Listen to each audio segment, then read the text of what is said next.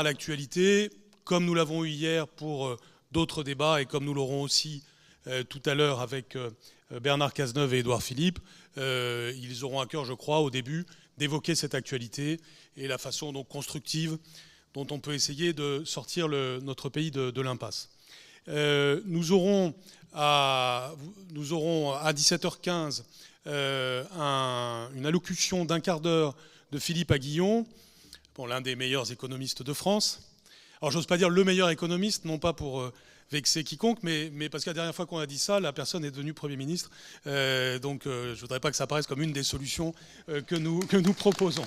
Mais sauf s'il le demande, bien sûr, cher Philippe. Et en tout cas, dans un instant, donc après Manuel Valls et Valérie Pécresse, nous aurons cette allocution qui est très importante parce qu'elle va donner une tonalité sur la manière volontariste dont nous envisageons l'avenir de la France, et notamment sur le plan économique. Oui, des solutions sont possibles. Oui, une vision est possible, et nous en entendrons une qui est possible tout à l'heure. Et puis, à 17h30, nous aurons donc le débat entre Édouard Philippe et Bernard Cazeneuve. Là aussi, la question de la situation politique sera abordée. J'aurai le plaisir de l'animer aussi. Et nous aurons donc les messages qui étaient prévus. Vous avez entendu celui de David Lisnard tout à l'heure. Il y a aussi d'autres personnalités comme Jean-Pierre Chevènement ou Jean-Louis Borloo qui ont voulu nous dire leur soutien. Et nous ferons entendre ces messages demain. Et nous les diffusons aussi sur les réseaux sociaux, comme nous diffusons les interventions qui sont faites. Vous êtes sur une chaîne YouTube quand vous parlez ici, et vous êtes aussi repris sur les différents réseaux sociaux. Je voudrais terminer en vous disant qu'il est important aussi d'adhérer. Nous venons d'entendre l'importance du projet d'Académie de la République, mais surtout ne repartez pas en se disant on se reverra l'an prochain, ce qui serait déjà bien comme sentiment, mais adhérez au laboratoire de la République, engagez-vous dans le laboratoire de la République avec votre cerveau et votre cœur, parce que tout simplement on a besoin, dans une période comme celle-ci, d'un grand engagement, et cet engagement dépend évidemment de vous. Nous mettons un accent particulier sur les jeunes, mais tout le monde est bienvenu au laboratoire de la République, vous le savez, mais j'en profite pour le dire. L'action, comme on vient de le comprendre dans ce qu'ont dit Claudio Galderisi et Nathalie Sonac, il est extrêmement important d'aller vers la jeunesse pour que la grille de lecture républicaine soit la grille de lecture qui reste dominante dans notre société. On n'a pas le sentiment que c'est toujours le cas. D'où l'importance d'aller vers l'université, les grandes écoles, partout où est la jeunesse, dans les campagnes, dans les quartiers, partout. Et c'est ce que nous avons commencé à faire. Nous devons le faire d'une manière ample grâce à votre adhésion à tous. Et cela est vrai aussi, évidemment, pour toutes les autres générations et pour tous les endroits où nous pouvons exister. D'autant plus qu'il y a des déclinaisons concrètes de ce que nous disons. Je pense par exemple à ce qui s'est dit sur la laïcité dans le sport ou la laïcité dans l'entreprise, dans des ateliers récemment. C'est un exemple très clair des conséquences concrètes de ce qui se pense au laboratoire de la République et qui ensuite correspond à des réalités. Parce que, et je terminerai par là, nous prenons au sérieux la bataille des idées. Non, les extrêmes ne doivent pas bizarrement se mettre à avoir un quelconque monopole ou oligopole des idées et du sens du long terme. S'il y a bien un message que nous passons ici aujourd'hui, c'est que le long terme, c'est décisif, et un projet de société, un idéal de société pour la République sur tout son territoire au XXIe siècle, c'est possible, et c'est ce que nous devons prouver. Et alors un ancien président de la République, qui n'est plus de ce monde, disait « mais pour qu'il y ait du long terme, il faut qu'il y ait du court terme ». C'est pourquoi dans les débats que nous allons entendre, il va y avoir et cette approche de long terme, et aussi la question de la crise dans laquelle nous sommes, et les idées et l'esprit constructif que nous mettons en face de cela. Donc merci à vous toutes et à vous tous pour cette participation. Et sans plus attendre, le débat entre Valérie Pécresse et Manuel Valls s'ouvre. Merci beaucoup.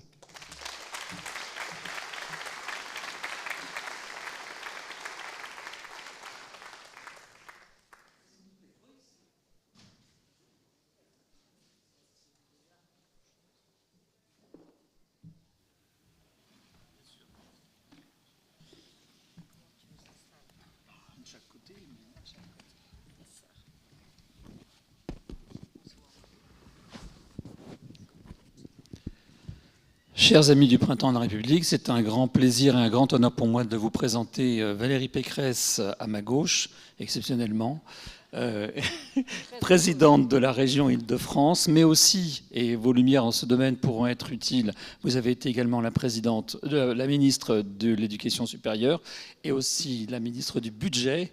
Décidément, vous êtes en plein dans l'actualité. Manuel Valls, vous avez été Premier ministre et aujourd'hui vous êtes ministre d'État et en particulier vous êtes chargé des territoires d'outre-mer. Ça aussi, c'est d'une certaine actualité. Mais si vous voulez bien, l'actualité va ne pas nous occuper immédiatement. Je voudrais dans un premier temps, puisque c'est le but de notre rencontre, parler avec vous de la laïcité et de l'état de la laïcité en France aujourd'hui. J'ai relevé à votre intention quelques faits dans une actualité brûlante et récente. Voilà, c'était le 19 juillet, place de la République. La place de la République était couverte de tapis, pas pour les vendre, non, c'était la confrérie des Mourides qui faisait une prière publique et qui avait envahi la place. Vous avez sans doute vu le film Dieu peut se défendre seul d'Isabelle Cotenceau. Eh bien, ce film documentaire qui nous explique l'origine d'un certain nombre d'attentats islamistes en France et fait aujourd'hui l'objet d'une interdiction, d'un bannissement dans plusieurs communes. On a vu à Saint-Ouen en particulier où ce film a été interdit. Je pourrais en prendre comme ça dans l'actualité la plus lourde, mais puis je vais aussi mentionner quand même l'olivier planté à la mémoire d'Ilan Halimi, massacré par le gang des barbares il y a déjà bien des années, et que deux jeunes crétins se sont amusés à scier cet olivier parce qu'ils ne supportaient pas qu'on commémore la mémoire d'Ilan Halimi. Je ne vais pas en énumérer comme ça, on n'a pas vraiment le temps, mais je vais juste vous demander votre réaction à l'un et à l'autre à ce sondage de Doxa qui est paru il y a quelques mois déjà et qui nous dit que 8 Français sur 10 sont inquiets pour la laïcité dans leur pays. Qu'est-ce que ça vous inspire? Est-ce que vous aussi, vous êtes inquiète, Valérie Pécresse, pour l'état de la laïcité? Et que pensez-vous de cette accumulation de faits divers qui semblent montrer qu'en effet, il y a une montée de l'antisémitisme, il y a un envahissement de l'espace public par des religions? Qu'en dites-vous? D'abord, je ne viens pas d'une histoire politique où la laïcité est une chose totalement évidente. Moi, je suis une catholique, je suis une fille de jésuite. J'ai été élevée dans un monde politique où la laïcité pouvait être vue comme de la laïcardie et pouvait être vue comme contraire aux religions, agressive vis-à-vis des religions. Et puis, en grandissant, en vieillissant, avec l'expérience de la vie et l'expérience de la France telle qu'elle est aujourd'hui, il m'est apparu de manière extrêmement claire, extrêmement nette, que la laïcité était un de nos biens les plus précieux. Et certainement une invention française qui est aujourd'hui un ciment national.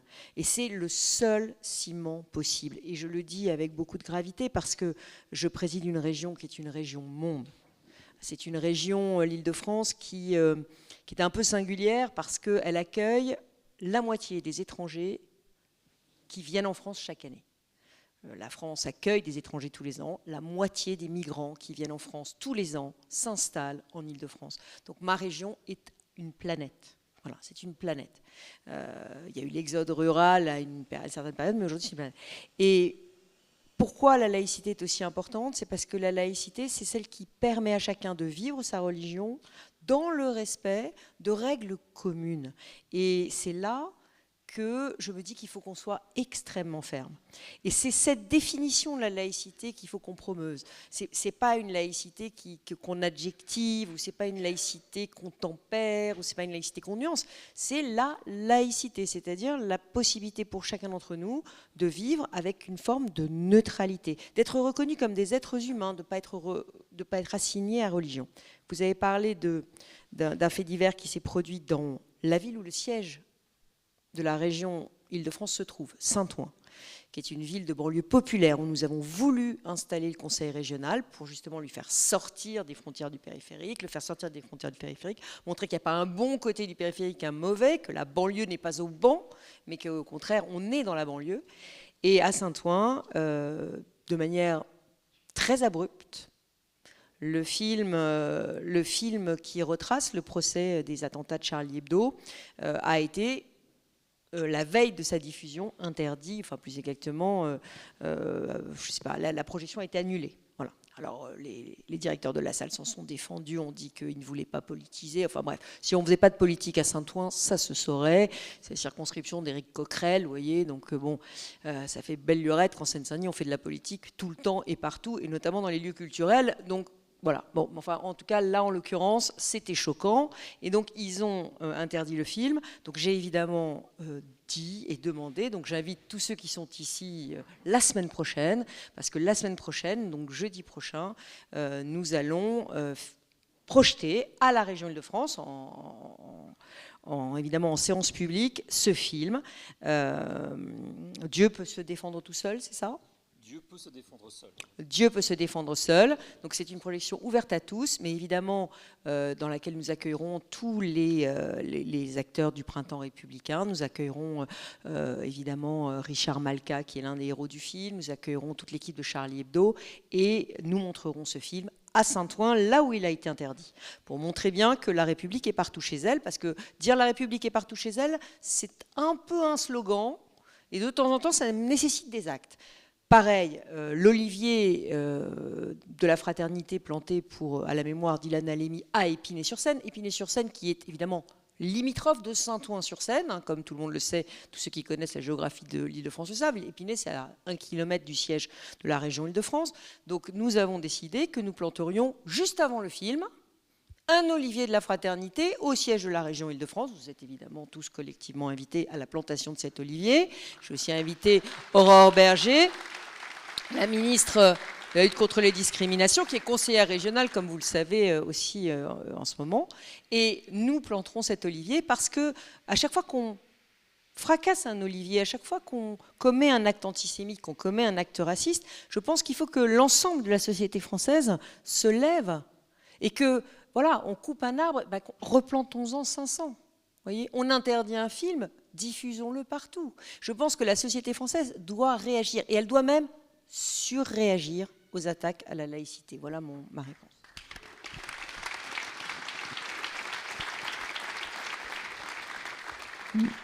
Manuel Valls, voilà une belle idée. Les pouvoirs publics font ce qu'ils peuvent, mais est-ce que la société suit ?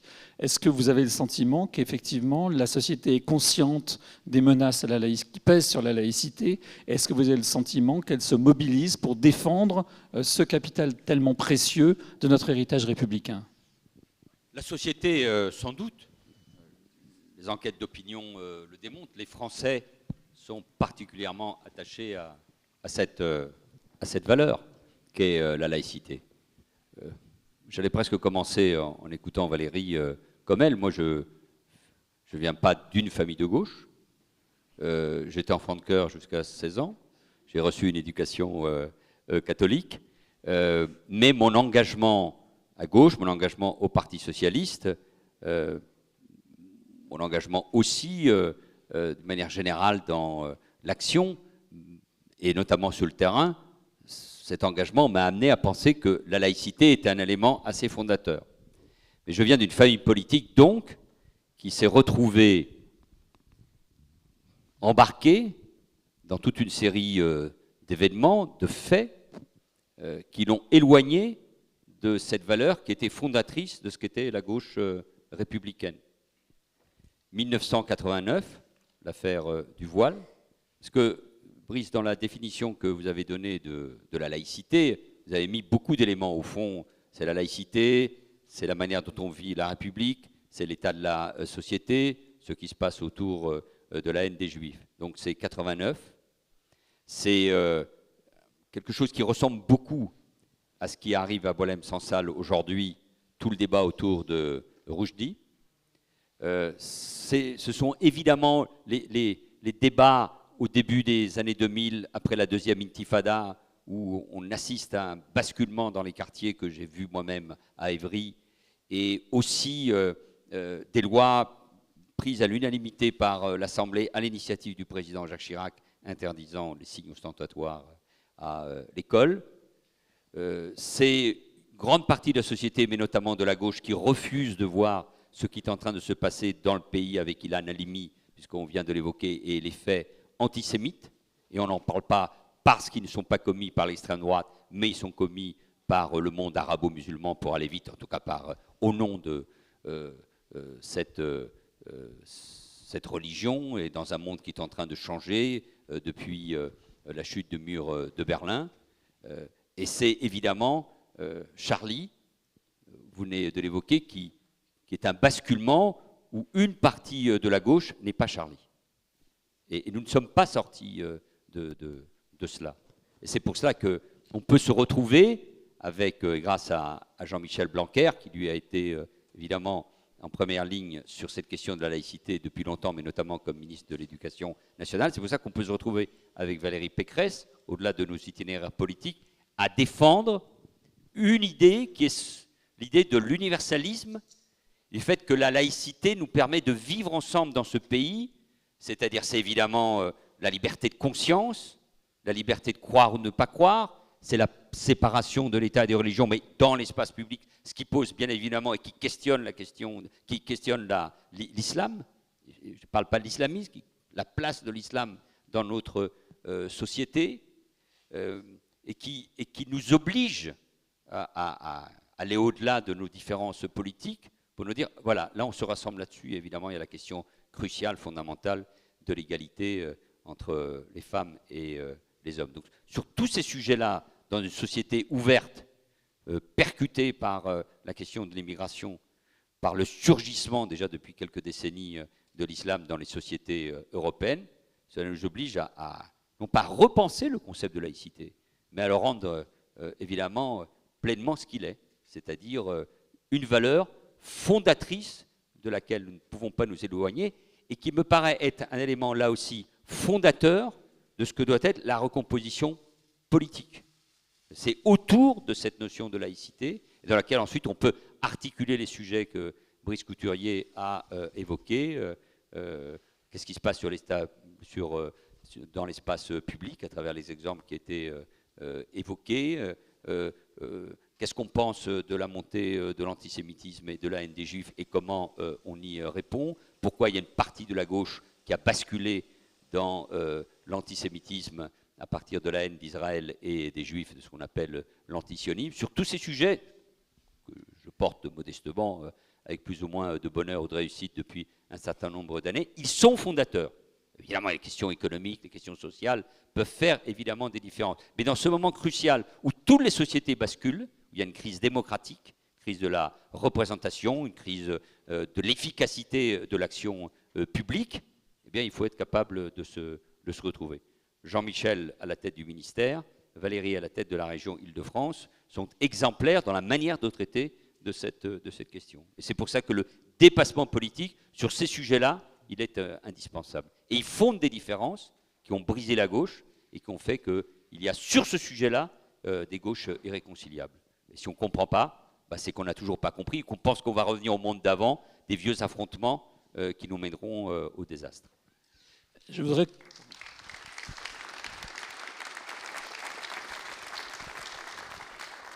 Si vous voulez bien, je voudrais qu'on revienne un peu plus tard, Manuel Valls, sur cette histoire des deux gauches que vous avez théorisée il y a déjà très longtemps et que vous nous expliquiez comment la gauche s'est fait déposséder du concept de laïcité qui faisait partie de son code génétique et qu'au point qu'aujourd'hui, on voit l'extrême droite tenter de rattraper ce thème à son profit. Mais je voudrais d'abord donner la parole à Valérie Pécresse pour lui poser une question en tant que catholique d'origine et de culture.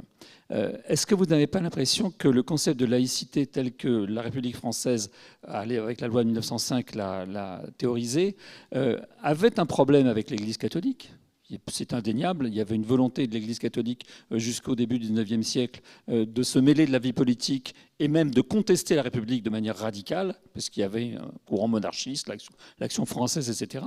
Est-ce que vous n'avez pas l'impression qu'aujourd'hui, on est en porte-à-faux? Parce que notre concept de la laïcité a été inventé, imaginé pour faire face à cette montée, à cette menace politique de l'Église catholique. Or, l'islam pose de tout autre problème, pas du tout les mêmes.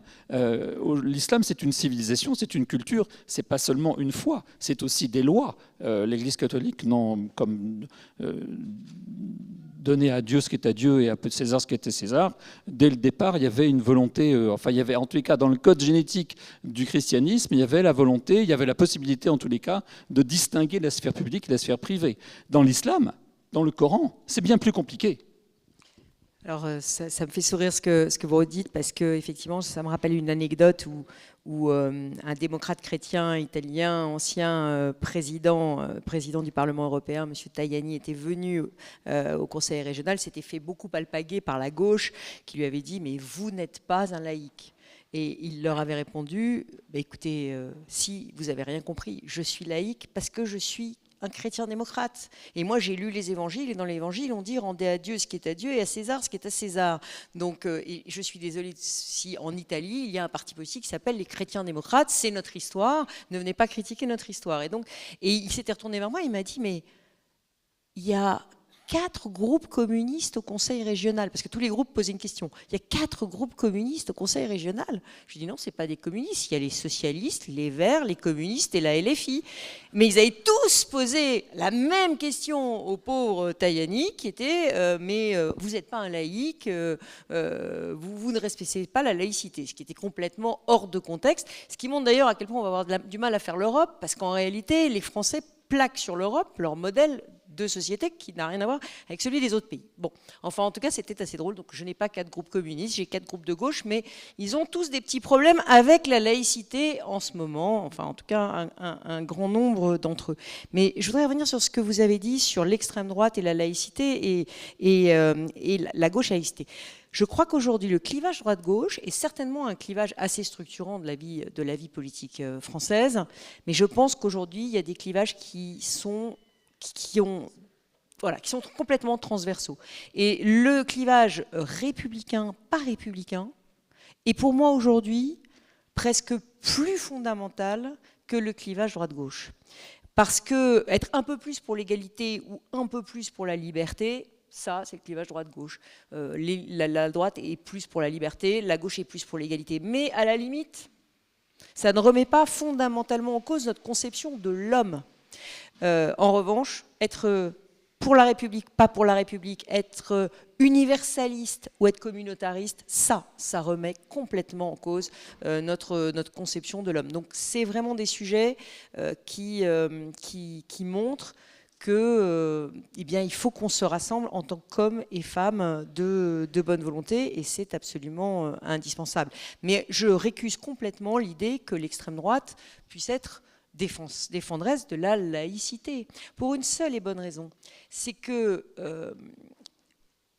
moi je ne confonds pas l'islam et l'islamisme. Vous avez dit la laïcité s'est faite contre la religion catholique. Elle s'est faite, oui, contre l'ingérence de la religion catholique dans la vie publique. Et ça a été très dur pour les catholiques.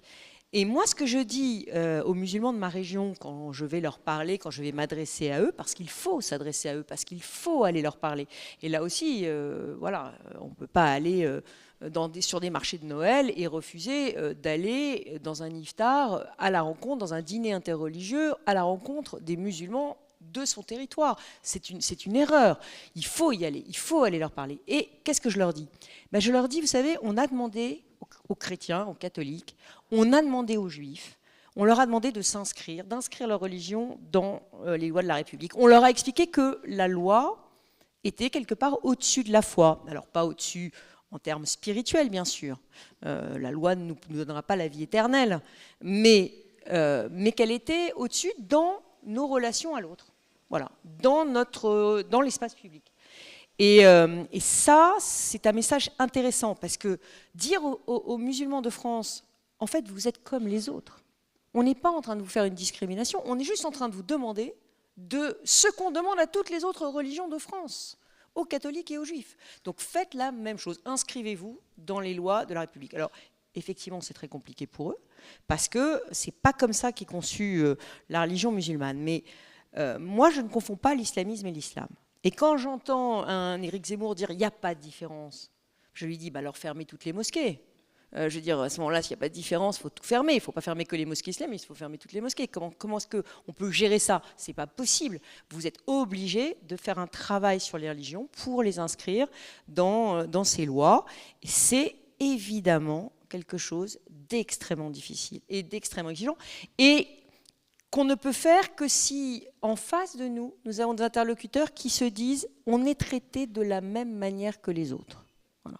On est traité comme un citoyen français à part entière, parce que nous sommes des citoyens français avec la même dignité.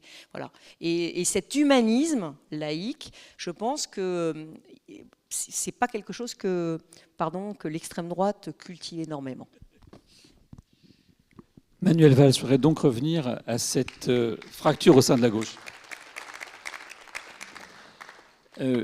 La gauche de mon époque, de ma jeunesse, elle défendait les exploités contre les exploiteurs. Vous vous souvenez? Aujourd'hui, il semble qu'elle défende les dominés contre les dominants. Il semble qu'il y ait eu un certain nombre de glissements sémantiques qui font que la lutte des classes passe plus de la même façon. C'est plus une lutte économique et sociale, mais c'est une lutte culturelle. Et de ce point de vue-là, évidemment, les immigrés étant des dominés, beaucoup de ces immigrés étant musulmans, ils sont devenus effectivement les nouveaux prolétaires. Est-ce que ça expliquerait pas une partie de ce qui s'est passé à gauche, que vous avez été un des tout premiers à analyser et à décrire, et qu'aujourd'hui, comment vous situez par rapport à ça, par rapport à ce glissement d'une gauche qui était la défenseuse par nature, par origine de la laïcité, et qui aujourd'hui en vient à dire qu'il faut l'aménager, lui donner des adjectifs, la rendre plus ouverte et plus tolérante? Non, vous avez raison. Il y a des éléments sans doute conjoncturels ou l'achèvement d'un cycle historique pour comprendre aussi le désarroi d'une partie de la gauche républicaine. Je pense par exemple, et ça nous renvoie évidemment à il y a quelques années, à la défaite politique sur la question, y compris sémantique, de l'école privée et de l'école libre. Je mets des guillemets, c'est en 84 avec... pour ceux qui ont un peu de mémoire, l'échec du projet Savary, et qui sonne comme une très grande défaite dans le monde syndical de l'éducation nationale. Moi, j'étais dans la rue. Hein. Ça ne m'étonne pas. Dans la franc-maçonnerie et dans les grandes organisations laïques qui vont toutes connaître, celle de l'éducation populaire, je pense à la Ligue de l'enseignement, toute une série de difficultés, sinon de dérives dans les années qui suivront. Ensuite, il y a l'élément que vous venez d'évoquer qui me paraît essentiel. C'est avec la crise industrielle, la fermeture des mines, la restructuration de la sidérurgie, une transformation du prolétariat, la chute évidemment du bloc soviétique et donc du Parti communiste, bref, quelque chose qui se défait, un autre rapport à la lutte des classes, on pourrait le dire autrement, qui fait que progressivement, beaucoup... intellectuels, journalistes politiques à gauche, imaginent, oui, de substituer ce qu'est le prolétariat ou ouvrier représenté et organisé par une autre masse qui est une nouvelle masse des damnés de la terre, qui sont en grande partie, bien sûr, les victimes de cette transformation, de cette crise industrielle, mais qui sont les immigrés. Et au sein des immigrés, donc, ce sont forcément en majorité, et c'est eux qui parlent, hein, ce sont les musulmans. Et vous voyez ce changement, y compris ceux qui pouvaient être extrêmement laïques. Je pense à Jean-Luc Mélenchon, à la tête de toutes les manifestations du CNAL avec la Fédération socialiste de l'Essonne, par rapport à ceux qui se demandent pourquoi il a changé. Hein, donc, comme d'autres, il a changé. Et Louis Plenel, qui écrit un livre sur précisément les damnés de la terre, des courants, pardon de rentrer dans ce détail, mais c'est important, très puissants, trotskistes au sein du Parti travailliste britannique qui font évoluer le Labour et qu'on retrouve d'ailleurs aujourd'hui dans la France insoumise. Par exemple, Daniel Obono vient de cette tradition. Il y a d'ailleurs des députés, il y en a au moins 2 de ce courant au sein du groupe LFI, dont un élu, je crois, de la Seine-Saint-Denis. Donc c'est toute cette transformation politique et intellectuelle qui amène donc à une dérive terrible. D'abord, les mêmes qui ne défendent pas Rushdie aujourd'hui ne défendent pas Sansal, c'est la même logique. C'est les mêmes qui considèrent qu'à partir du moment où ce sont les damnés de la terre, on peut, j'ouvre des guillemets à chaque fois, d'une certaine manière comprendre ce qui se passe, les actes antisémites. Et donc on ne peut pas être avec Charlie. C'est-à-dire, quand Plenel dit que Caroline Fourest, votre serviteur, et surtout Charlie, et il le dit en 2017, ont une responsabilité dans la montée de la haine des musulmans. Non seulement il nous met une cible dans le dos, et ça sera tout le débat qu'il va y avoir entre Rist et Plenel à ce moment-là, mais il marque clairement la différence. Donc oui, il y a, on aurait dit un schisme, il y a une rupture profonde sur quelque chose qui touche à l'universalisme. Ce n'est pas un débat uniquement théorique, c'est du même type de débat comme celui au Congrès de Tours en 1920 sur la question du totalitarisme. Donc on est exactement dans le même type de débat. Et essayer de s'arranger avec cette réalité, continuer à passer des alliances, alors que l'essentiel est en jeu, c'est-à-dire l'universalisme, la démocratie, la liberté de penser, la liberté de caricature, etc., etc., alors évidemment, on oublie l'essentiel. Et on revient à ce qu'on disait tout à l'heure, on ne peut reconstruire le républicanisme, en tout cas depuis la gauche, qu'en ayant les idées claires sur la question de la laïcité, parce que tout a été empoisonné. Alors évidemment, les grandes organisations d'éducation populaire ou laïque, comme partout, ont été touchées par la crise de la représentativité ou de bénévolat. Mais quand vous voyez ce qui s'est passé au sein de la Ligue des droits de l'homme, au sein de la Ligue de l'enseignement, ce sont eux les premiers qui ont ouvert la porte à Tariq Ramadan, à l'époque, à la mode, parce qu'il expliquait d'une certaine manière qui n'avait rien à voir avec notre tradition républicaine d'être musulman. Donc il y a une faillite des organisations politiques en général ou syndicales à gauche qui évidemment fait basculer un des éléments de l'équilibre, parce qu'au fond, jusqu'au début des années 20, droite et gauche en France s'organisaient autour du républicanisme. Tout le monde était laïque. Il y avait des hommes qui sont devenus de droite, des gens comme Poincaré, ou d'autres qui ne rentraient pas dans les églises. Hein. Donc c'était le républicanisme, le laïcisme. Bouffeur de curé était sur cette ligne. Aujourd'hui, ça a totalement changé. Donc, il y a une partie, pas seulement, de la recomposition politique qui doit s'organiser avec une réponse, et je vais dans le même sens que Valérie, avec évidemment pour nous tous un défi considérable qui n'est pas seulement celui des Français, mais en Europe, et qui est une bataille en plus qui a évidemment un champ qui est le champ mondial global, qui est comment nous faisons en sorte que les musulmans européens, français donc, qui ne doivent pas tomber dans les mains qui ne doivent pas tomber dans ce piège. Hein. Vous êtes avec nous, leur disent les islamistes, puisque vous êtes face à des adversaires. Comment on arrive à faire en sorte qu'ils soient, qu'on démontre, pour le dire autrement, que l'islam est totalement compatible avec la démocratie, la laïcité, la séparation des églises et de l'État, l'égalité femmes-hommes, la neutralité dans la fonction publique, à l'école, etc.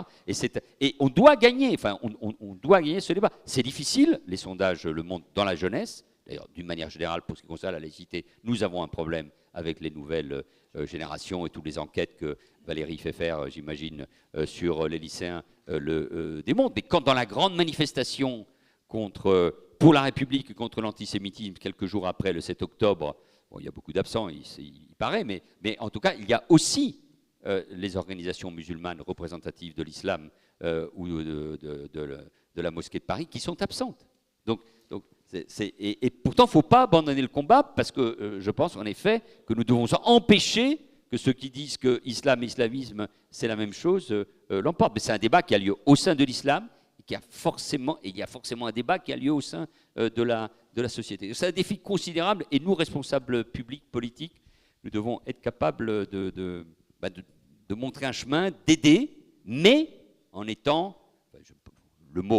intransigeant sur la question de la laïcité. Parce que dès qu'on cède là-dessus, notamment dans l'espace public, dans l'espace de l'école, en partie dans l'espace public pour ce qui concerne le voile intégral, mais dans bien des domaines, dès qu'on cède là-dessus, on est emporté. Et j'oserais dire, mais avec toute la prudence nécessaire, parce que je ne veux pas vous entraîner dans des considérations géopolitiques, mais que la question aussi, tout le débat qu'il y a aujourd'hui autour de la Palestine, de ce qui se passe en Israël, la manière dont on appréhende la lutte contre l'antisémitisme, fait aussi, pas seulement, mais fait aussi partie de ce débat, parce qu'on voit très bien comment on est en train de se laisser entraîner progressivement sur ce sujet-là. Et je n'aimerais pas que dans quelques semaines, on ait donné raison à tous les niveaux à Jean-Luc Mélenchon, parce que alors là, la défaite sur ce sujet-là, elle sera terrible pour les démocraties.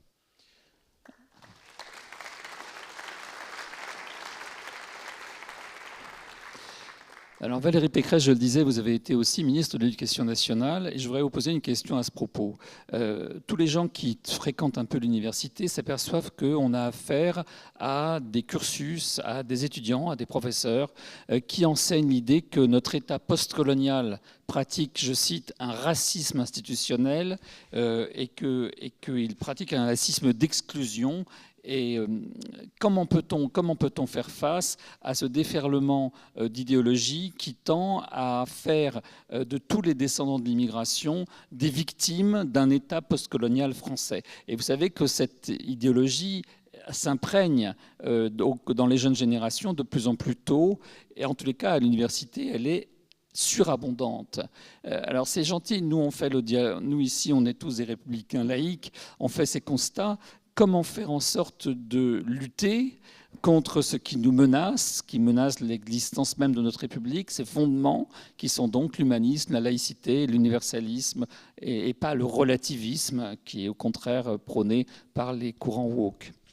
Vous l'avez très bien dit, il y a une influence de tous les courants universitaires anglo-saxons sur l'université française qui est extrêmement forte. Et ces courants anglo-saxons, c'est des courants qui considèrent que le communautarisme, c'est une forme d'organisation de la société et qui effectivement vivent le rapport, une nouvelle lutte des classes sur une lutte des races et avec cette notion de dominant-dominé. Et moi, ma crainte, mais qui est très forte dans ma région, mais à mon avis, ça contamine vraiment tout le pays, c'est que nos nouveaux professeurs ne soient pas des hussards de la République comme ils l'ont été par le passé, mais soient au contraire très très imprégnés de ces idées développées par la LFI, qui sont d'aller expliquer aux jeunes qu'ils sont victimes. Alors pourquoi ? Parce qu'en plus, dans le monde des réseaux sociaux, c'est bien d'être victime. On aime être victime. Les jeunes aiment être victimes, parce que quand ils sont victimes d'une injustice, ils ont un combat. Donc, en fait, il faut aussi se remémorer ce qu'on était quand on était jeune. Quand on était jeune, on cherchait des combats. Chacun avait les siens, mais on cherchait des combats. On voulait lutter contre les injustices, en tout cas les injustices réelles ou supposées qu'on percevait quand on était jeune. Donc, en fait, il joue sur une corde qui est extrêmement sensible. Deux cordes extrêmement sensibles dans la jeunesse, le sentiment d'injustice et la recherche identitaire. Les deux. Qu'est-ce que c'est que l'adolescence ? C'est ça. C'est le sentiment que tout le monde vous en veut et en même temps qu'on se cherche. Donc, si vous avez des enseignants qui, en plus, sont effectivement formés par des officines plus ou moins trotskistes, c'est-à-dire qui vraiment font ça sciemment pour détruire, alors vous avez un matériau qui est extrêmement malléable et qui sera très sensible. Voilà. Et moi, je vois beaucoup de jeunes. J'ai consacré mon mandat vraiment à mes lycéens et aussi même aux collégiens, puisque je prenais des stagiaires de 3e à la région par centaines, des gamins qui n'avaient pas de stage. Et je les fais venir dans l'amphi de la région, et puis on parle. Et c'est extrêmement éclairant. Voilà. Sur la notion de violence policière, sur leur ressenti du délit de faciès des policiers, sur l'état raciste systémique, sur le fait que la colonisation a été perpétrée par l'État français contre leurs ancêtres. Je mets tout ça entre guillemets, hein, c'est du ressenti. Mais tous ces sujets-là, la question de l'égalité femmes-hommes, avec la question du port du voile. Moi, j'ai pris position, vous le savez, contre le port du voile dans les compétitions sportives. J'ai pris position aussi pour les baignades en maillot de bain de piscine dans les îles de loisirs de la région Île-de-France. Parce que, en réalité, derrière, il y a aussi un ordre moral qui n'est pas le nôtre. Voilà, c'est un ordre moral, c'est pas seulement un ordre religieux. Et c'est la place de la femme qui est derrière. Donc, sur cette question du voile et des vêtements et de la baignade habillée, eh bien, c'est des sujets sur lesquels on ne peut pas céder. Et alors là, j'ai un grand combat, une grande opposition avec le défenseur des droits. Pourquoi ? Parce que comment ça s'est passé, l'interdiction du burkini ? En fait, depuis toujours, dans les baignades publiques, on se baigne en maillot de piscine, c'est la règle. Et puis, moi, je suis arrivée présidente de région au lendemain du Bataclan. 3 semaines après les attentats du Bataclan, j'étais élue présidente de la région Île-de-France. Et l'été d'après, il y a eu des activistes qui ont envoyé des groupes de femmes, parce que c'était vraiment coordonné, c'était pas qu'en Île-de-France, il y en a eu à Cannes, il y en a eu pareil.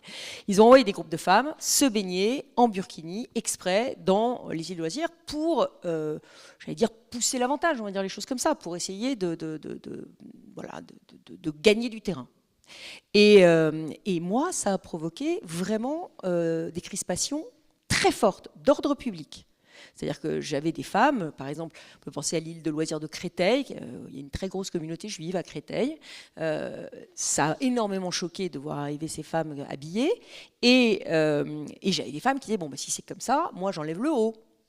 Des hommes qui disaient, ah bah si c'est comme ça, moi j'enlève le bas.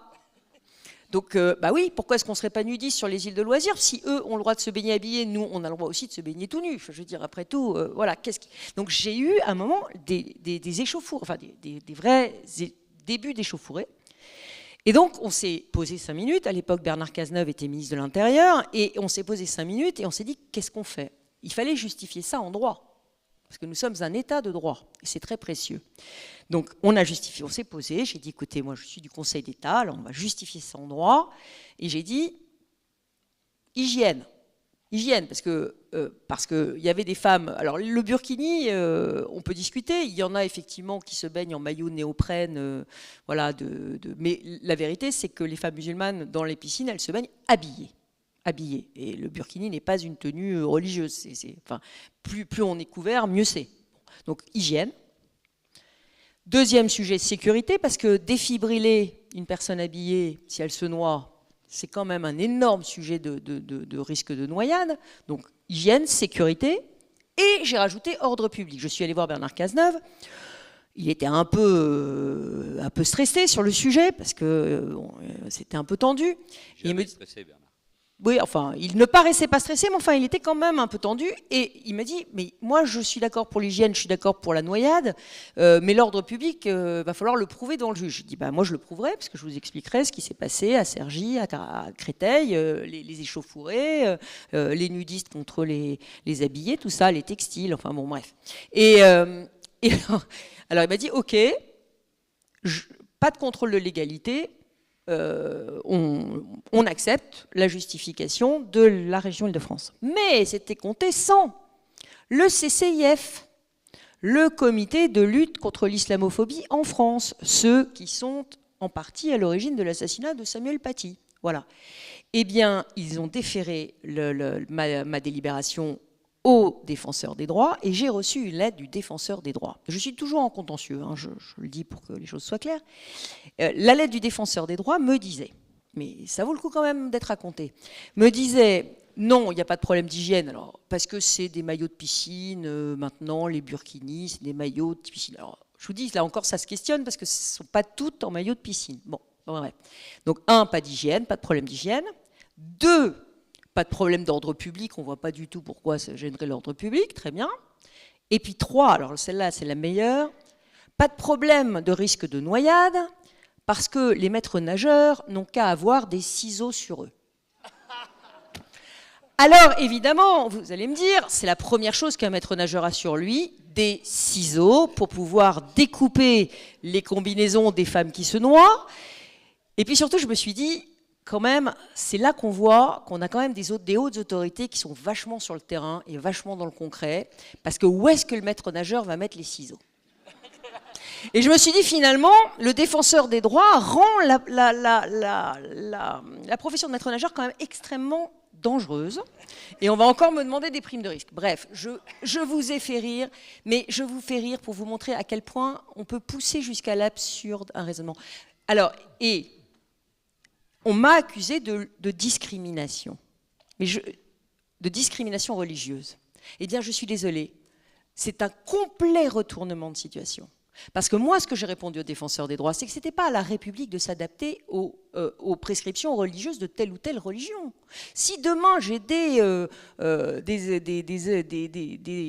des adeptes du radis noir du Kachamka et qui ont décidé de se baigner pain en verre, je n'ai pas à adapter mon règlement de piscine parce que je ne sais pas, moi, quelles sont les religions qui se baignent. J'ai juste une tradition française, qui est d'ailleurs, j'allais dire, assez communément admise dans le monde. Il y a même des pays musulmans, le Maroc par exemple, qui demandent des baignades en maillot de piscine.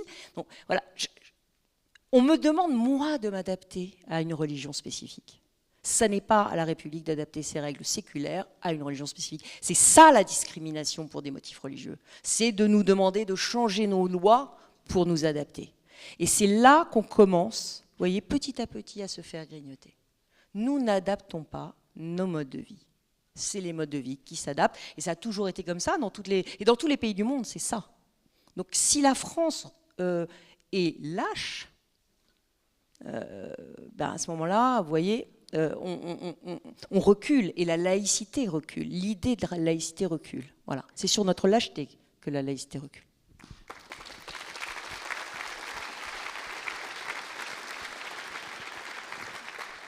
Et si la laïcité recule, les droits des femmes reculent, la tolérance envers les homosexuels... Mais l'ordre moral gagnera. Voilà. Parce que plus personne n'osera. Les filles seront montrées du doigt si elles se baignent en bikini. La pudeur. Puisqu'il nous reste que 10 minutes, j'aimerais qu'on parle un petit peu de l'actualité, de la politique intérieure française, parce que vous êtes tous les deux des acteurs importants de cette politique. Manuel Valls, il y a 15 jours, on disait que vous aviez fait une réussite spectaculaire en Nouvelle-Calédonie en réconciliant tout le monde. D'ailleurs, je voulais vous poser une question parce que Jean-Michel Blanquer disait hier, ce qui caractérise la République, c'est l'unicité. Et ce que vous proposez, moi, ça me paraissait pas aller dans le sens de l'inséparabilité des différentes régions françaises. Vous vouliez un peuple néo-calédonien, un État néo-calédonien. Comment c'est compatible avec l'unité de la nation française? Non, mais je ne pense pas que Jean-Michel pensait forcément aux territoires ultramarins qui ont un rôle, une place spécifique dans l'ensemble français. D'ailleurs, cependant, parce qu'il ne faut jamais caricaturer, des vrais sujets qui pèsent dans l'inconscient collectif. Le rapport à l'esclavage, à la colonisation, la colonie pénitentiaire en Nouvelle-Calédonie, etc. Donc, et dont on voit, y compris les traces aux Antilles, dans l'économie de comptoir, dans ceux qui s'accaparent le pouvoir économique d'un certain nombre de territoires. Et il y a un mal-être, il y a un mal-vivre. Alors, parfois, il se rapproche des mouvements qu'on a évoqués, la proximité des États-Unis, etc. Mais il y a une réalité. Je pense que pour ce qui concerne ces territoires ultramarins, c'est une spécificité française.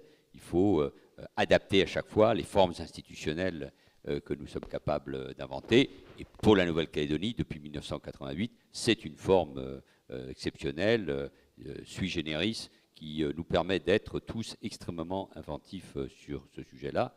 Et j'espère que malgré les péripéties, entre guillemets, nationales, nous pourrons mettre en œuvre l'accord que nous avons réussi tous ensemble au mois de juillet, parce que c'est important qu'il y ait de la paix et du développement économique là-bas, dans un territoire qui voit un peuple premier, le peuple autochtone, les Kanaks, vivre avec ceux qui sont arrivés depuis le début de la colonisation, et en plus avec d'autres communautés comme les Wallisiens, les Asiatiques, les Polynésiens qui vivent sur ce territoire. Donc c'est une manière de trouver, une voie de trouver comment on vit ensemble avec les valeurs océaniennes, les valeurs de la République, le rapport à l'Europe. Donc oui, on a inventé cet État de la Nouvelle-Colonie dans l'ensemble français, avec sa double nationalité, sa reconnaissance internationale, sa loi fondamentale, la possibilité de transférer les compétences régaliennes, mais c'est le moyen d'assurer la paix et de montrer que la France est capable aussi, dans le monde d'aujourd'hui, dans le Pacifique, où il y a notamment le grand affrontement du XXe siècle entre les États-Unis et la Chine, d'être capable d'inventer un modèle, parce que sinon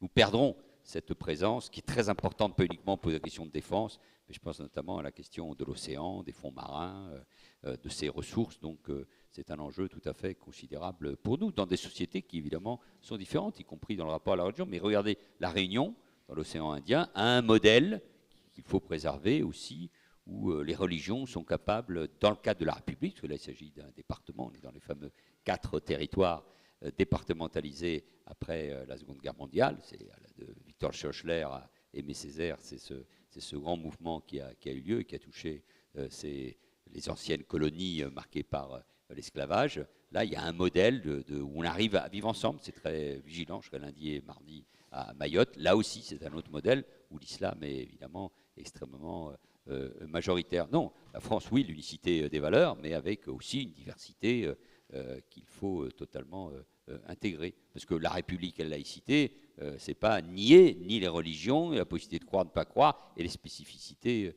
de chacun. C'est au contraire faire de tout cela une richesse collective. Revenons dans l'Hexagone avec vous, Valérie Pécresse. On a une Assemblée nationale dans laquelle il y a 3 blocs pratiquement d'égal poids numérique, et on a des institutions qui ne sont pas du tout faites pour ce genre de situation. Comment allons-nous sortir de ce problème, alors même que, comme le Premier ministre nous l'a expliqué, nous sommes dans une situation financière des plus désastreuses, et qu'en plus, l'Europe est au bord de la guerre avec l'agression russe en Ukraine. Qu'est-ce que vous voyez comme issue politique possible ? Écoutez, j'ai eu l'occasion de m'exprimer un petit peu sur la situation ce matin. Moi, j'appelle en responsabilité tous ceux qui ne veulent pas mettre la France en faillite, qui ne veulent pas le chaos. Je les appelle à soutenir le gouvernement en place. Non pas, c'est pas un vote de passion, c'est pas même pas un vrai vote d'adhésion au budget, pour tout vous dire, parce que la vérité, c'est que je pense que, enfin en tout cas, je pense qu'un Premier ministre de droite avec une majorité de droite n'aurait pas fait ce budget. C'est un budget où il y a énormément de hausses d'impôts pour les classes moyennes, où il y a voilà, un message qui pour moi est un petit peu un contre-message qui est envoyé, parce que travailler plus sans gagner plus, bon, à une période où on a vraiment besoin de valoriser le travail et où on ne gagne pas assez bien sa vie en travaillant, bon, voilà, je ne suis pas fan du budget, du tout. Mais il en faut un. Voilà, il en faut un à la France. Et donc, à un moment donné, la raison doit l'emporter sur les passions tristes. Et donc, je pense, alors évidemment, quand je dis ça, je regarde le Parti socialiste, qui a été un parti de gouvernement, qui s'est retrouvé dans la même situation, qui a dû lui aussi faire, dans son histoire, un certain nombre de plans de rigueur, parce qu'il y était contraint. Donc, je veux dire, voilà, on a eu un parti de gouvernement, le Parti socialiste. Je pense qu'il y a encore un petit chemin de négociation possible, je pense, avec le gouvernement, celui de François Bayrou, je le lui souhaite. Peut-être, si ce n'est pas François Bayrou, le gouvernement suivant. Mais dire tout de suite, maintenant, parce qu'on n'a pas de majorité au Parlement, il faut dissoudre. Enfin, pardon, excusez-moi, c'est pas comme si la dissolution d'il y a un an avait été un franc succès, quoi. C'est pas comme si elle avait donné une majorité confortable à la France, une stabilité gouvernementale. Donc, moi, je suis pas une apprentie sorcière. Je rejoue pas 2 fois, je refais pas 2 fois les mêmes erreurs. Voilà. Alors évidemment, si il y a une instabilité gouvernementale chronique et qu'on n'arrive pas à passer le budget de 2026, il faudra revenir aux urnes. C'est une évidence. Le président de la République aura la clé et décidera en conscience de quel retour aux urnes il faut faire. Est-ce que c'est une dissolution? Est-ce que c'est une démission présidentielle? Mais moi, je ne souhaite pas. C'est un scénario du pire. C'est un scénario du pire parce que personne n'est prêt aujourd'hui pour une vraie confrontation, projet contre projet. Ça n'est pas vrai. Voilà, personne n'est prêt. Il y a 2 risques qui sont réels. Le risque de la crise financière, et moi je l'ai vécu en 2011, puisque vous l'avez dit, j'étais ministre du budget au moment de la crise des dettes souveraines, avec François Baroin qui était ministre des Finances. Mais à l'époque, c'était différent, on avait une majorité. Donc on pouvait faire passer un budget. On pouvait faire passer un budget de réduction drastique des déficits. On pouvait faire une baisse des dépenses, d'une vraie baisse des dépenses. On l'a fait. On l'a fait. Ça a fait perdre Nicolas Sarkozy en 2012. Parce que la vérité, c'est qu'il a été obligé d'augmenter les impôts, il a été obligé de baisser les dépenses. Donc on a perdu en 2012, en partie à cause de ce redressement qu'on a été obligé de faire sur les finances publiques, très violent, post-crise des subprimes. Mais on l'a fait parce que la France était attaquée sur les marchés financiers. Et que les taux d'intérêt commençaient à monter. On avait perdu notre triple A, enfin souvenez-vous. Et le problème, quand les taux d'intérêt commencent à monter, c'est une spirale épouvantable. Alors, on n'y est pas. Mais à un moment donné, il faut... Alors, je sais que c'est un peu Pierre et le loup. Je pense qu'on est un peu dans la situation de Pierre Leloup. C'est-à-dire qu'on a tellement dit aux Français qu'on était en faillite, et ils ont tellement jamais vu la faillite, qu'ils se disent qu'en fait, il n'y en aura pas. Voilà. Mais il ne faut pas jouer avec le feu. Voilà, il ne faut pas jouer avec les allumettes. Manuel Valls, sur la situation politique intérieure française en 2017, Emmanuel Macron a fait le constat qu'il y avait un épuisement du système partisan français. Le syndrome de l'essuie-glace, comme il disait, droite-gauche, depuis 81, ça n'avait pas cessé. À chaque élection générale, le gouvernement en place était renversé et c'était le camp d'en face qui prenait le pouvoir. Emmanuel Macron a fait ce constat, il avait dit qu'on allait en sortir, qu'il allait trouver une solution par le haut. Il semble qu'au contraire, le système partisan français soit encore plus épuisé qu'il ne l'a jamais été. Je ne vais pas rappeler les scores des 10 partis de gouvernement, mais enfin aujourd'hui, excusez-moi, mais LR et le PS, c'est vraiment très très peu de choses. Par contre, on voit un parti qui grimpe, lui, sans cesse dans les sondages, c'est celui qu'on n'a jamais vu et celui qui nous fait peur, enfin à nous ici. Comment vous voyez évoluer la situation? Est-ce que vous voyez une issue? Parce qu'aujourd'hui, il y a un véritable désespoir dans la société française. On a l'impression vraiment que les politiques sont totalement déconnectés de la situation, qu'ils ne la contrôlent plus et que nous courons vers l'abîme. Nous allons passer le ballon ou le sujet à nos amis Édouard et Bernard dans un instant. Mais d'une certaine manière,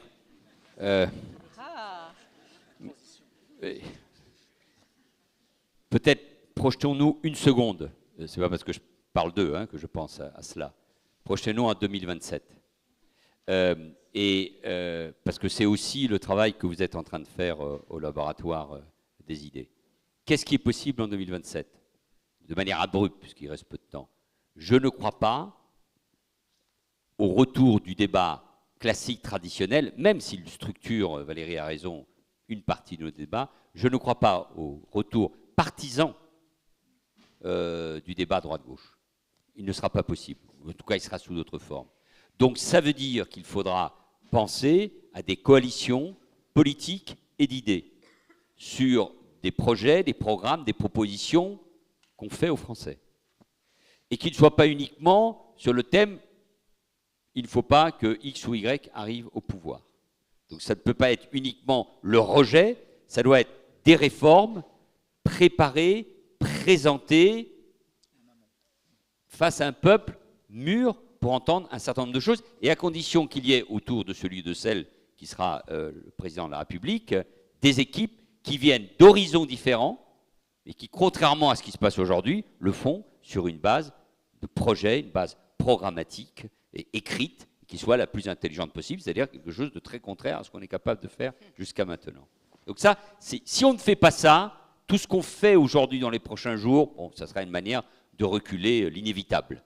Mais il faut le faire, parce que je pense que sur les questions internationales, sur le rapport à la Russie, sur l'idée de l'Europe, sur l'idée de la République, y compris sur les questions économiques et sociales, je ne veux pas de l'extrême droite, je ne veux pas du Rassemblement national, et je me bats contre cette idée, ah bon, allez, il faut peut-être les essayer, c'est leur tour, puis ça nous permettra peut-être de revenir. Connerie, ça ne marche pas comme ça en général. Donc, le débat d'idées, ce que vous êtes en train de faire au cours de ces jours, et la manière d'y arriver, le mécanisme, parce que c'est comme ça que ça marche.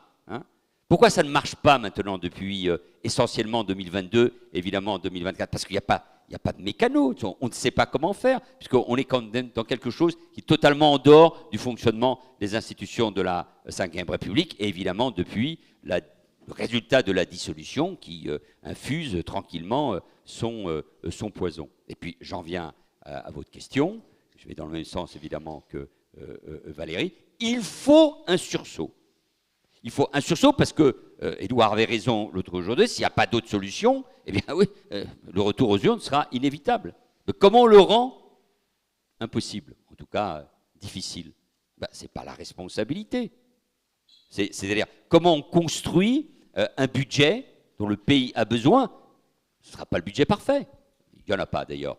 Mais en tout cas, des compromis qui permettent un certain nombre de formations politiques, celles, ce qu'on appelle du socle commun, même s'il n'y a pas toujours beaucoup de socle, il n'y a pas grand-chose de commun parfois. Comment on fait pour se retrouver avec les socialistes? Parce que la solution ne viendra pas du Rassemblement national.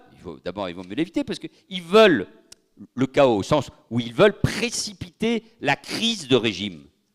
Ils veulent précipiter la crise de régime. Pas pour gouverner, pour s'emparer du pouvoir de l'élection présidentielle.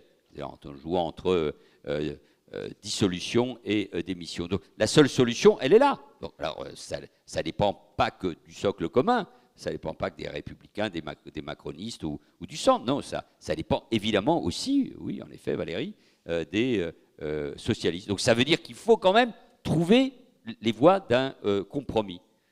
Parce que sinon, nous sommes pas seulement face à une crise financière de la dette et des déficits publics, de l'action publique, c'est avec un problème d'efficacité de cette action publique, d'une forme d'impuissance que ressentent les Français en matière d'éducation, en matière de santé ou de sécurité ou d'immigration. C'est pour ça qu'il y a cette crise profonde, ce rejet de la politique et des élites. Bon, donc il faut en tout cas aujourd'hui empêcher que de la crise financière, on aille à une crise démocratique qui touche déjà toutes les grandes démocraties et une crise de régime. Certains rêvent peut-être de cela, du chaos qui permettra de régénérer, de sortir à la lumière de cela. Je ne le crois pas dans la situation que nous connaissons. Nous sommes en plus à la merci de tous les populismes. Donc ça veut dire qu'on a quelques jours, quelques semaines pour essayer de redresser les choses. Si on ne comprend pas ça, on est dans un de ces moments historiques où il y en a qui pensent plus au municipal, qui pensent plus à leurs problèmes de boutique, qu'à l'avenir du pays, qu'à l'intérêt général, qu'aux problèmes des Français. Dans un monde, je veux dire, entre la guerre commerciale que même Trump, ce qui se passe au Proche et au Moyen-Orient, les conséquences de notre pays, et évidemment la question fondamentale de l'Ukraine, la guerre que mène la Russie, une guerre qui nous est menée. À ce moment-là, ce grand pays qu'est la France, et dans lequel moi je crois toujours, comme vous, qui a des atouts incontestables, s'effondrera. Donc, le rôle qui est le nôtre, et j'en termine, ici, tous ceux qui peuvent réfléchir sur ces questions-là, qui ont gouverné, qui gouvernent, qui ont demain les capacités de gouverner et de présider ce pays, doivent se retrouver sur l'essentiel. Alors, c'est une injonction. Est-ce que c'est facile? Non. Est-ce qu'on y arrivera? Je n'en suis pas sûr, mais il faut le tenter. Parce que si on ne le tente pas, alors nous sortons du rôle qui est le nôtre, c'est-à-dire de faire la politique au plus haut sens du terme. Merci.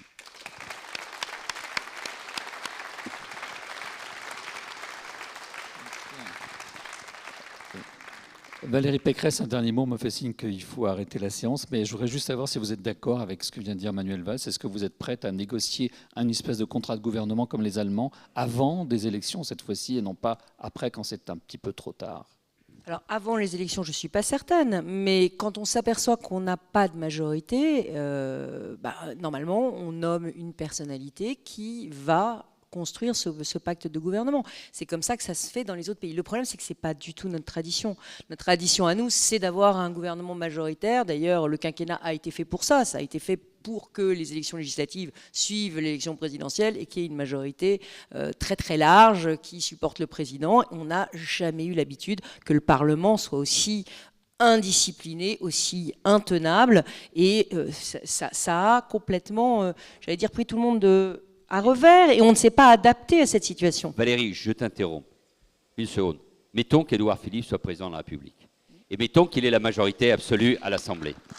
Est-ce que ça veut dire pour autant, par le mécanisme de l'élection et de la Ve République, que ça marchera? Non.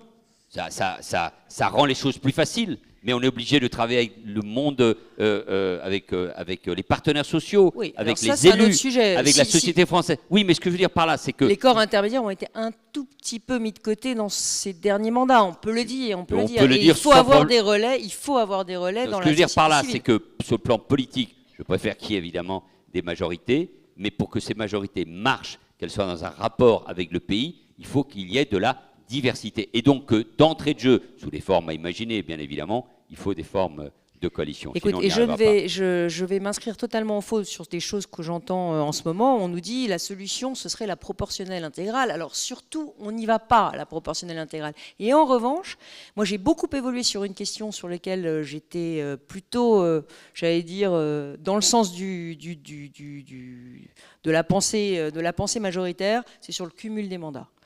Moi, j'étais pas très favorable au cumul des mandats parce que je me disais on n'arrive pas à tout faire, on n'arrive pas à tout faire bien. Aujourd'hui, je pense que la suppression du cumul des mandats est une absolue idiotie. Et j'en ai parlé avec son auteur François Hollande, qui le reconnaît lui-même, hein, qui dit qu'il n'aurait pas dû le faire du temps où la réforme a été portée. Pourquoi ? Parce qu'en fait, il nous faut au Parlement des personnalités qui ont de la bouteille et qui ont de l'expérience du compromis. Manuel le disait, le compromis. Le compromis, on apprend ça quand on doit diriger des gens différents. Et quand on est maire, on dirige des gens différents. Et on est obligé de prendre en compte les points de vue de gens très différents. Et donc, même si on est de droite, même si on est de gauche, même si on est d'où que ce soit, regardez la transformation d'un Louis Alliot depuis qu'il est maire de Perpignan. On a l'impression qu'il est radical socialiste maintenant. Donc, je l'ai vu embrasser sur les 3 jours à Rachida Dati la dernière fois qu'elle est venue à Perpignan. Je me suis dit, bon, ben voilà. Donc, non, mais ce que je veux dire, c'est que le cumul des mandats, et y compris pour les grandes collectivités, parce qu'on nous dit on va le remettre pour les maires des villes de 3500 habitants. C'est pas, il faut arrêter les petites doses. Hein, je veux dire, quand ça marche, c'est à grosse dose qu'il faut faire les choses. Et quand on a effectivement un maire de grande ville, un président de département, un président de région qui est au Parlement, forcément, il cherche le compromis et forcément, il est responsable et adulte. Et je ne suis pas certaine, quand on regarde le Parlement aujourd'hui à la télé, qu'on ait face à nous que des gens totalement responsables et adultes.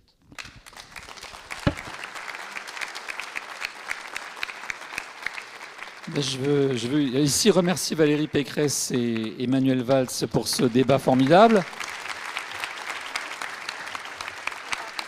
Et vous dire le bonheur que je ressens d'être ici parmi vous au Laboratoire de République pour cette université d'été d'Autun. Merci à Jean-Michel Blanquer de nous réunir.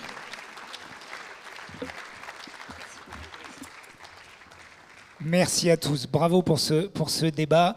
Comme Jean-Michel Blanquer vous l'a dit il y a quelques minutes, nous avons la chance d'accueillir le professeur Aguillon qui va nous présenter un rapide exposé relatif à la situation économique. Merci à tous. Philippe Aguillon.